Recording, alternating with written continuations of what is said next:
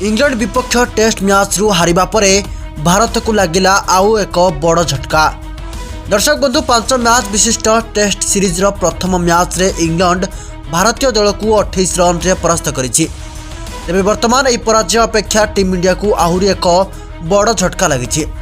वास्तव में जदि गणमाध्यम रिपोर्ट को विश्वास करा जाए तेबे विशाखापट्टनम रे खेला द्वितीय टेस्ट रे स्टार ऑलराउंडर रवींद्र जाडेजा खेलिबे नहीं। कहुछि जे हैदराबाद टेस्ट चतुर्थ दिन में जाडेजा गंभीर आहत होइतिले।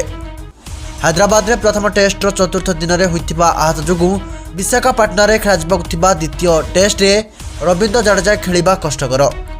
जेतेबेले प्रथम टेस्ट समय रे जाडेजा आउट होइतिले सेतेबेले से पैभिलियन को फेरुवा समय रे जंत्रणा अनुभव करथिले। तेबे यहाँ पर ताको स्कान करा दैथिला।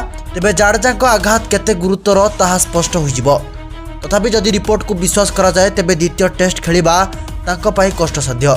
जदि भाईजाग रे खेला द्वितीय टेस्ट रे जदि जाडेजा खेलती नाही तेबे तांको स्थान रे कुलदीप यादव को प्लेइंग 11 रे स्थान दिया जाई पारे। जाडेजा जदि न खेलिबे तेबे यह निश्चित भावे भारतीय दलर बैटिंग को दुर्बल करिबो।